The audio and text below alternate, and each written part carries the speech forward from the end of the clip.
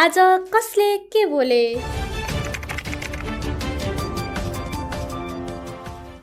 देशलाई निकास दिनको लागि, देशलाई भू राजनीतिको चक्रव्यूहबाट निकालेर शान्ति स्थिरता कायम गरेर देशलाई अगाडि बढाउनको लागि चुनावभन्दा अगाडि नै राजा, राजनैतिक दल र अब अहिले आन्दोलनले स्थापित गरेको शक्ति जेनजी, यो पुस्ताको बीच नयाँ समझदारी कायम गरेर मात्रै अगाडि जानुपर्छ।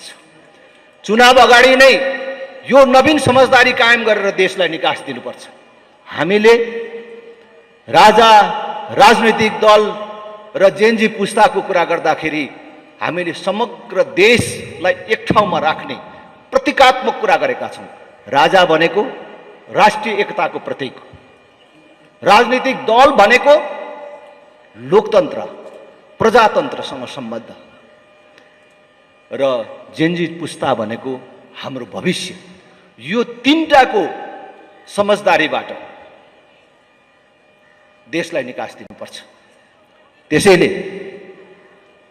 म वर्तमान प्रधानमन्त्रीलाई यहीबाट आग्रह गर्न चाहन्छु, तपाईँ यत्रो ठुलो रक्तपातपछि प्रधानमन्त्री बन्नु भएको छ।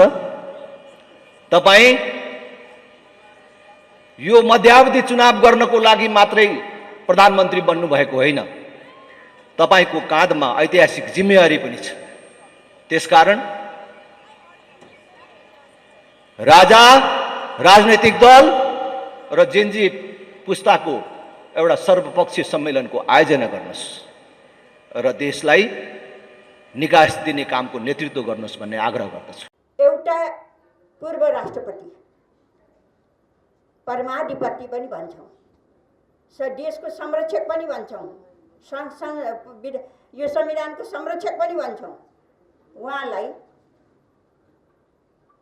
सम्मान गरेको रहन्छ। हामी झाँक्री भनेको के हो? यस्तो अपमान गर्न पाइन्छ?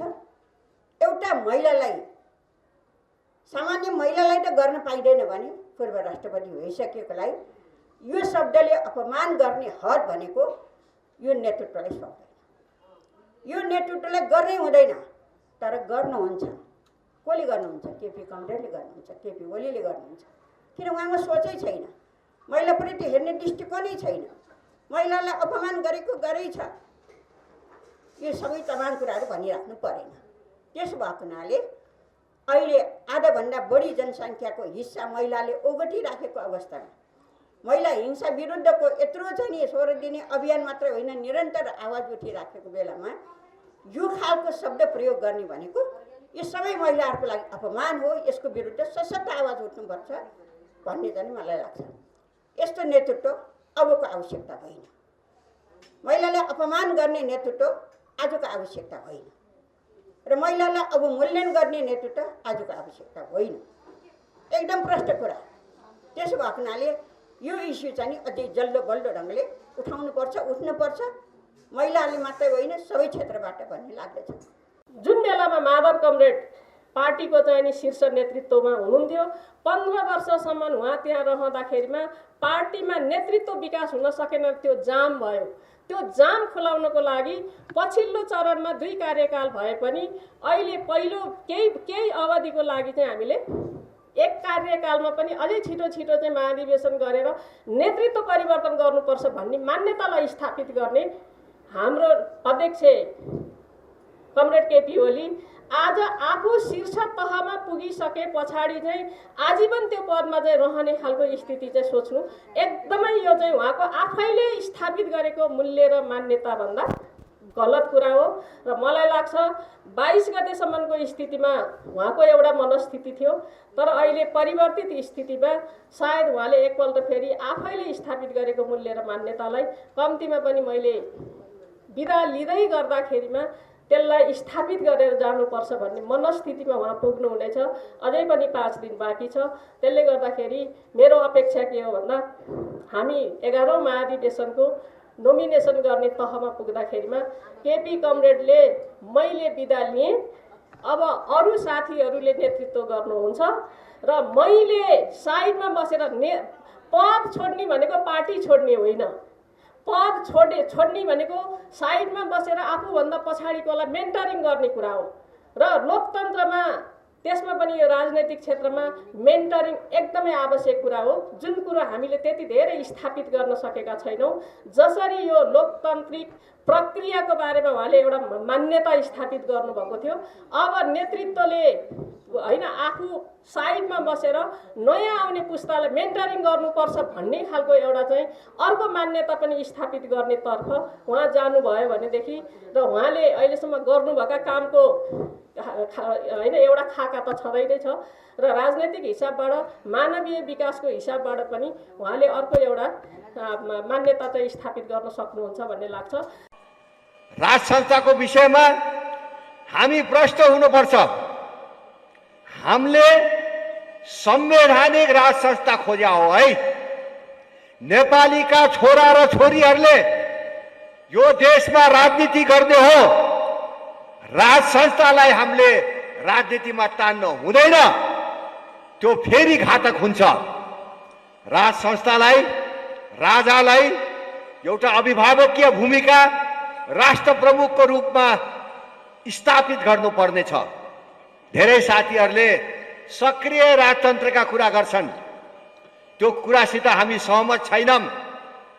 अब सक्रिय राजतन्त्र होइन, संवैधानिक राज संस्था, यो कुरा मैले राजासित नि सोधेर स्पष्ट पारेको छु। नेपालीका छोराछोरीले देश चलाउने हो, अभिभावकको भूमिका राज संस्थाले गर्नुपर्ने हो। यो विषयमा हामी प्रष्ट हुनुपर्छ। मित्रहरू, आज हामी सनातन हिन्दू अधिराज्य कायम गर्ने यो सभा हो, यो चेतना जगाउने ठाउँ हो। तर यति जनताले हामीले बोकेको यो मूल्य र मान्यतालाई हामी साबित गर्न सक्ने अथवा ल्याउन सक्ने स्थिति हुन्छ। म यहाँ भएका हाम्रा पार्टीका नेतागण र अरू हिन्दू अधिराज्य चाहिने जनता जनार्दन समूह पार्टीहरूलाई आह्वान गर्न चाहन्छु। पार्टीलाई एक ढिक्क बनाएर, पार्टीलाई बलियो बनाएर, पार्टीलाई सबल बनाएर लिने नेतृत्व चाहिन्छ। मैले मेरो पार्टीको सन्दर्भको कुरा गरेँ। हाम्रो पार्टी नेकपा एमाले एउटा विशाल पार्टी हो, यो एउटा समुद्र हो होइन। यहाँ चाहिँ अब महाधिवेशन आउँदाखेरि महाधिवेशनको नेतृत्वको लागि चाहिँ अब म भन्नु चाहिँ त्यो पदमा जान्छु भन्नु स्वाभाविक नै। यो नेकपा एमाले एउटा समुद्र हो होइन, एउटा यो खरे खोला होइन, समुद्र हो। अब महाधिवेशन, जिल्ला अधिवेशन, प्रदेश अधिवेशन, केन्द्रको महाधिवेशन आउँदाखेरिमा चाहिँ म यो पदमा उम्मेदवारी हुन्छु भन्नु चाहिँ स्वाभाविक नै हो।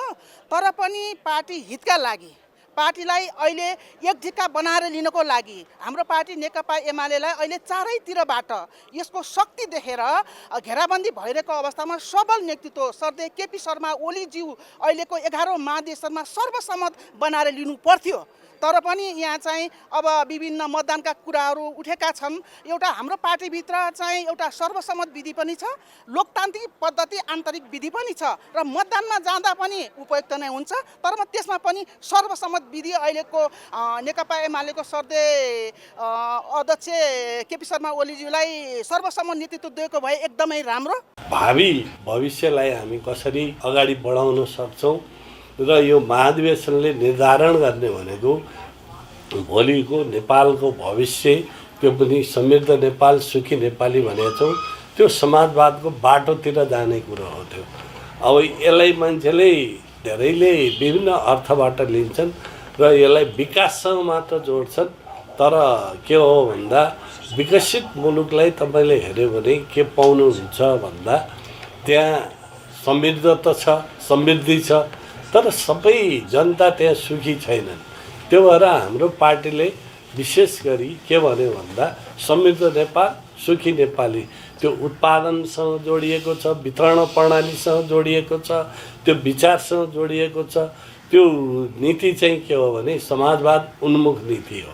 त्यो भएर यो चिजलाई केन्द्रित गरेर हामी अहिलेको यो 11औं महाधिवेशनले नेतृत्वमा जसरी केन्द्रीकरण गर्छ, त्यो पनि केपी कमरेडकै नेतृत्वमा केन्द्रीकृत भएर हामी जानुपर्छ, गोलबन्द भएर जानुपर्छ र हामी जति सुदृढ एकता हुन्छ त्यति नै एमाले जनताका कामलाई अगाडि बढाउन सक्छ र हाम्रो राष्ट्रियता, सार्वभौमिकता, स्वाभिमान, अखण्डता त्यो चाहिँ बलियो हुन्छ, जो बाह्य हस्तक्षेपलाई हामी परास्त गर्न सक्छौँ।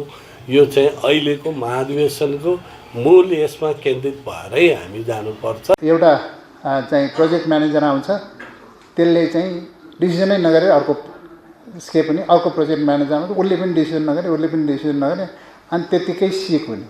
इम्प्लोयरको तर्फबाट सिक हुने प्रोजेक्ट पनि धेरै छन्, त्यस्तालाई पनि कारबाही गर्नुपर्छ। जसले डिसिजन गर्दैन, जसले कामै गर्दैन त्यस्तालाई कारबाही गर्नुपर्छ, छानबिन गरेर कारबाही गर्नुपर्छ। नत्र त कसरी प्रोजेक्टहरू बन्दैन, प्रोजेक्ट बन्दैन। त्यो डिसिजन चाहिँ गर्नुपर्छ भन्ने मेरो चाहिँ सधैँ मैले भन्ने गरेको छु। अब कन्ट्र्याक्टरको तर्फबाट हेर्नुहोस्, हामीले करिब 250 होइन कतिवटा कन्ट्र्याक्टर हामीले सेग्रिगेट गरेका छौँ। कन्ट्र्याक्टरको तर्फबाट मात्रै करिब 250वटा जति, 200 अराउन्ड 200 होला चाहिँ प्रोजेक्टहरू सिक्छ भन्ने हामीले अलि सेग्रिगेट गरेका छौँ। र हाम्रो तर्फबाट हामीले साइट दिन नसकेको, बजेट दिन नसकेको यी सबै कारणले पनि धेरै प्रोजेक्टहरू सिक्छन्, त्यसलाई हामीले पेनलाइज गरेका छैनौँ।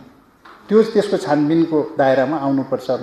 यातायात क्षेत्र सम्बन्धी सर्वोच्च अदालतका आदेशहरू कार्यान्वयन सम्बन्धमा श्री दीपक सुवेदीको अध्यक्षतामा श्री शरद अधिकारी र श्री योगेन्द्रनाथ कर्मचारी सदस्य रहेको जाँचबुझ आयोग गठन गर्ने निर्णय भएको छ। 8. 2081 चैत 15 गते काठमाडौँको 3 गुनेमा भएको प्रदर्शनको क्रममा आगलागीमा परि मृत्यु भएका पत्रकार स्वर्गीय सुरेश रजकलाई राज्यको तर्फबाट शहीद घोषणा गर्ने निर्णय भएको छ। 9. सम्बत 2082 साल भदौ 23 र 24 गतेको जेन्जी प्रदर्शन तथा आन्दोलनमा घाइते तथा अपाङ्ग भएका व्यक्तिलाई राहत सहायता उपलब्ध गराउने सम्बन्धी कार्यविधि 2082 स्वीकृत गर्ने निर्णय भएको छ। 10. भूमि व्यवस्था, सहकारी तथा गरिबी निवारण मन्त्रालय र मातहतका निकायहरूको संगठन तथा व्यवस्थापन सर्वेक्षण गर्न पूर्व स्वीकृति प्रदान गर्ने निर्णय भएको छ। ठेक्काहरू चाहिँ एकदमै रोक्न किन भयो, यो ठेक्का रोक्न बनाउने जिम्मेवारी कसको भन्दा प्रमुख रूपमा राजनीतिक नेतृत्व, राजनीतिक पार्टीहरूले आफ्नो निर्वाचन क्षेत्र केन्द्रित योजनाहरूलाई प्राथमिकता दिएको कारणले गर्दा ठेक्काहरू रोक्न र त्यो ठेक्काहरू रोक्न बनाउने कुरामा जति राजनीतिक नेतृत्वहरू जिम्मेवार हुनुहुन्छ त्यति नै अथवा त्योभन्दा बढी स्थायी सरकार, सचिवज्यूहरू, डीसी साहबहरू, योजना प्रमुखहरू उहाँहरू जिम्मेवार हुनुहुन्छ। उहाँहरूले नै क्षेत्रहरू बताएर बहुपक्षीय आयोजनाको नाममा राखेर 10 लाख बजेट विनियोजन गरेर 46 करोडको ठेक्का लगाउने होस् वा यो के भन्छ ठेक्का लगाउनुभन्दा पूर्व गर्नुपर्ने तयारीहरू कुरा नगरिकन सूचनाहरू प्रकाशित गरेर ठेक्का लगाएर हामीसँग सम्झौता गर्यो। अहिले पनि म दाबीका साथ के भन्छु भन्दाखेरि यो जति पनि ठेक्काहरू रोक्ने ठेक्काहरू व्यवस्थापनको नाममा अन्त्य गर्ने काम भइरहेछ, यो वास्तविक अन्तभन्दा पनि प्रचारबाजी बढी भइरहेछ। यो आज यो एजेन्ट महासङ्घले पेन डाउन गरेको छ, त्यही भएर अहिलेसम्म 0 छ। के भन्छ एउटा फारम पनि दर्ता गरेको छैन। आइतबार पनि अलिअलि काम कमाइ भएको थियो, हिजो चाहिँ हामीले अलिअलि वार्ताहार्ता गरेर हिजो चाहिँ अलिअलि काम भएको थियो, तर फेरि हिजो बेलुका उनीहरूको केन्द्रमा के सहमति नभएर आज चाहिँ केन्द्रको आदेशअनुसार पेन डाउन भनेर बसेका छन्। समस्या हुन्छ, मूल्यवृद्धिहरू हुन्छ, व्यापारीको लागतहरू बढ्छ, त्यो गर्दाखेरि अब समस्या हुन्छ। जो समाधान होला, वार्ता भइरहेको होला केन्द्रमा वार्ता भयो, 1-2 दिनमा समस्या समाधान हुन्छ। कानुनी जटिलता, सरकारी उदासीनता, आयोजनाको पक्ष, व्यवसायहरूको लापरवाही भनेर 4वटा प्रमुख कुराहरू यिनै हुन्। प्रमुख कुराहरू जस्तो प्रोक्युरमेन्ट, कानुनी जटिलता। कहिलेकाहीँ त मलाई कस्तो लाग्छ भने हामीले कानुन बनाएर चाहिँ गल्ती गरे हो कि जस्तो पनि लाग्छ। किनभने 2 वर्ष जति अगाडि यो नेप्काले एउटा मलाई रिसोर्स पर्सनको रूपमा प्रोक्युरमेन्ट एक्टको विषयमा एउटा क्लास लिइदिनु पर्यो भनेर भने एकदमै ओपन छ विषय, अब के लिने त्यसमा मैले एउटा पेपर बनाउने क्रममा मैले निकै खोजेँ। जस्तो इन्डियामा प्रोक्युरमेन्ट एक्ट छैन, त्यो यहाँहरूले चेक गर्न सक्नुहुन्छ। आज बिहान पनि फेरि मैले यहाँ बोल्नुपर्छ भन्ठानेर चेक गरेको थिएँ। आज बिहानसम्मको मैले गुगल गर्दा पनि त्यहाँ चाहिँ डेडिकेटेड प्रोक्युरमेन्ट एक्ट भनेर छैन। उहाँहरूले त्यो किन नगरेको भनेदेखि एउटा चाहिँ यो यसका आफ्नै समस्या हुन्छन्, आफ्नै विशेषता हुन्छन्, त्यसैले गर्दा यसलाई डिसेन्ट्रलाइज गरेको भन्ने तर्क दिनुभएको छ। जस्तो डट पेन किन्ने र जहाज किन्ने कानुन एउटै बनाइदिँदा त त्यो सेक्टरल ल बनाए भइहाल्यो नि, सेक्टरल पोलिसी बनाए भइहाल्यो नि भन्ने हिसाबले। अर्को चाहिँ यो इभोल्युसनरी प्रोसेस हुँदाखेरि कानुन बनाएपछि त्यसलाई संशोधन गर्न साह्रै जटिल हुन्छ। त्यसैले हामीले डकुमेन्टहरू आइटिबीमा बिड डकुमेन्ट कन्ट्र्याक्ट डकुमेन्टमा राख्यो भने चाहिँ त्यो छिटो फ्लेक्जिबल हुन्छ। एउटा शिक्षा अर्कोचोटि फेरि तुरुन्तै अर्कोमा सुधार गर्न पाइन्छ, लेसन लर्न भनेर त्यो तर्क छ। अब हाम्रो पनि हामी 73 सालदेखिको झन्डै 10 वर्ष हुँदा त्यो 59-8 चाहिँ त्यो जारी भएकै दिनदेखि हामीले यो अप्ठ्यारो पर्यो भनेका छौँ। अहिलेसम्म संशोधन भएको छैन, किनभने हामीले त्यसलाई कानुनमा राख्यौँ क्या। त्यसैले यो कानुन चाहिँ प्रोक्युरमेन्ट एक्ट भएर मात्रै हुने भन्ने होइन। अनि त्यसमाथि यो भिओ, इओटी, यो सिलिङ चाहिँ कानुनमा राख्ने विषय नै होइन। त्यो नेपालमा अब हामीले एउटा सबै राजनीतिभन्दा माथि देशका सबै जात जाति भाषा भाषी धर्म संस्कृतिका मानिसहरूले एउटा एकताको प्रतीक मान्न सक्ने पृथ्वीनारायण शाहको वंशज राज संस्थालाई हामीले पुनः स्थापित गर्नै पर्छ। र हामीले राष्ट्रिय प्रजातन्त्र पार्टीले पूर्ण राजतन्त्र भनेको होइन, यो कुरा बुझ्नुहोस्। हामीले लोकतन्त्रको फ्रेमवर्कभित्र, डेमोक्रेसीको फ्रेमवर्कभित्र राज संस्थालाई पनि ठाउँ दिनु पर्यो र आधुनिक शक्तिको प्रतीकको रूपमा राजनीतिक दलहरूलाई पनि ठाउँ दिनु पर्यो।